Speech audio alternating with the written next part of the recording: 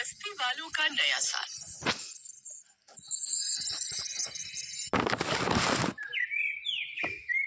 दिल्ली शहर की सर्द दिसंबर की आखिरी रात थी। शहर की ऊंची ऊंची महंगी इमारतें लाइटों से जगमगा रही थी। मॉल, होटल, क्लब, सब जगह नए साल की पार्टी की तैयारियां जोरों पर थी। लेकिन शहर के कोने में रेलवे लाइन के पास बसी एक छोटी सी बस्ती थी, धारावी बस्ती।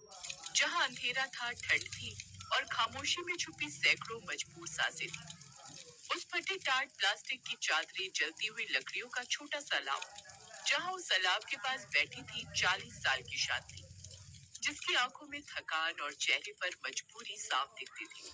उसके पास बैठा था उसका 12 साल का बेटा रोहन।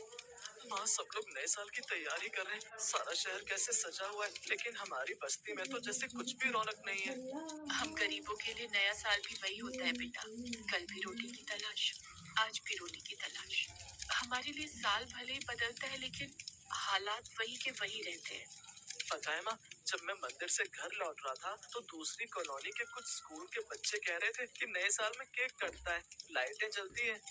चलते होंगे बेटा, लेकिन जब से मैं इस बस्ती में आई हूँ, हमारी बस्ती में बस अलाव चलता है बेटा।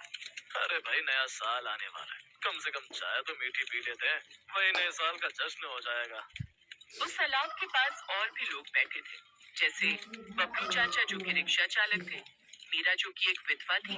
सुना है शहर में आतिशबाजी होगी, काश हमारे बच्चों की आंखों में भी रोशनी होती। ये बेचारे तो इस बस्ती से ही दूर दिख रही, बड़ी बड़ी इमारतों में चमकती रोशनी को देखकर ही खुश हो जाते हैं।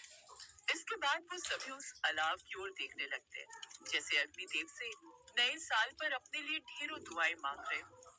जहाँ एक तरफ बस्ती वालों के लिए नए साल की तैयारी कुछ ऐसी थी, वहीं दूसरी तरफ शहर के बड़े से घर में सिद्धार्थ खड़ा था। हाँ भाई, इस बार नया साल दुबई में मनाने का प्लान था, पर सच कहूँ यार, मन नहीं लग रहा, मन अजीब सा बेचैन था।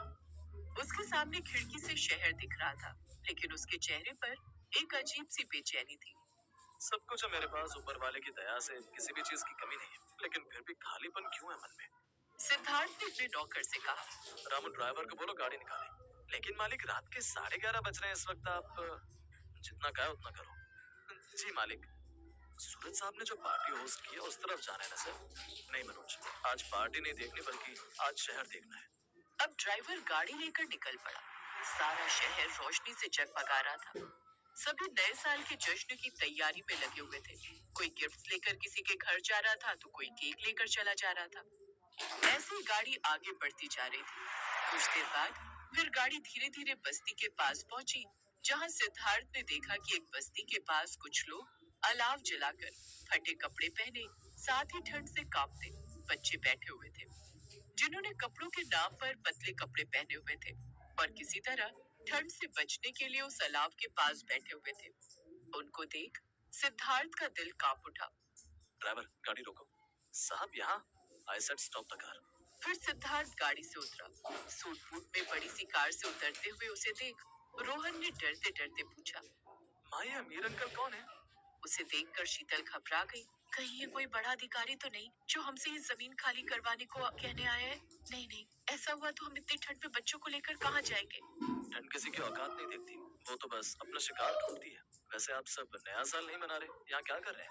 हम गरीबों का क्या नया और क्या पुराना साल साहिब। ए बबलू, जा जल्दी जा और साहब के लिए कुर्सी ले आ। लेकिन कुर्सी तो टूट गई मीरा, वो कल मोटी विमला काकी उस पर बैठ गई थी। तभी विमला काकी ने अपनी चप्पल बबलू की ओर फेंकते हुए कहा, कमबख्त, तेरे बाप के पैसों का नहीं खाती, सरकार से जो थोड़ा सा राशन मिलता है वो ही खाती हूँ, कमबख्त। हाँ, ये सुनकर सभी हंसने लगे। कमाल है, ऐसे तो विमला काकी को कुछ सुनाई नहीं देता, लेकिन ये बात अच्छे से सुनाई देगी।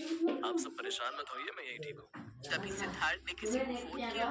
जल्दी से 100 ग्राम कंबल, अलग अलग तरह के पकवान, केक और कॉफी स्नैक्स का इंतजाम करो, और धारावी बस्ती ले आओ। ये सुनकर सभी बस्ती वाले हैरान रह गए। हे भगवान, आज तूने हम गरीबों पर भी नजर डाली, तेरा लाख लाख शुक्रिया। कुछ देर बाद वहाँ एक बड़ा ट्रक आया, जिसमें सिद्धार्थ का मैनेजर था। वो सारा सामान साथ लेकर आया था। उसने एक एक कर सभी कंबल उस बस्ती के लोगों को बांटे। वो तो उन सबके लिए जैसे नए साल की पार्टी हो गई थी। फिर रात को घड़ी में 12 बजने वाले थे। सिद्धार्थ ने केक निकाला। रोहन, यहाँ आओ। केक नहीं काटोगे? अरे वाह, पहली बार अपने मोहल्ले में भी केक कटेगा।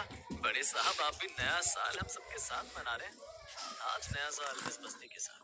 साहब, आज तो हमारी बस्ती भी वीआईपी बन गई। ये सुनकर सब हंस पड़े।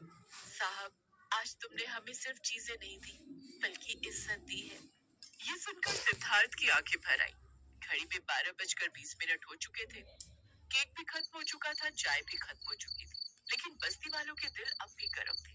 तभी अचानक एक पुलिस जीप तेज आवाज के साथ बस्ती के बाहर आकर रुकी। ये क्या हो रहा है यहाँ? एक कड़क आवाज गूंजी। बस्ती के लोग डर गए। माँ, कहीं ये सब सपना तो नहीं था?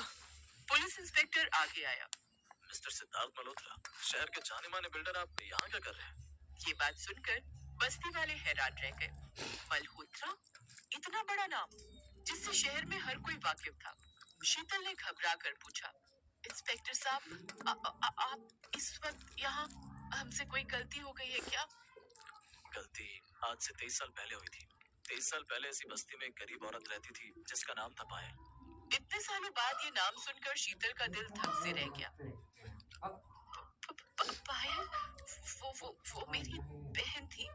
उसकी मौत सर्दी में हो गई थी और सरकारी फाइल में लिखा गया था गरीबी। ठंड में गरीबी के कारण उनकी मौत हो गई थी। इसके बाद सिद्धार्थ ने कहा, लेकिन उसका बेटा उस रात जिंदा बच गया था। कोई नहीं बल्कि मैं ही हूँ जो उस रात ठंड से कांप रहा था। मेरी माँ ने अपनी आखिरी शॉल मुझे दे दी थी ताकि मैं ठंड से बच सकूं। फिर पूरी बस्ती में सिसकियां गूंज उठी। शीतल फूट फूट कर रो पड़ी।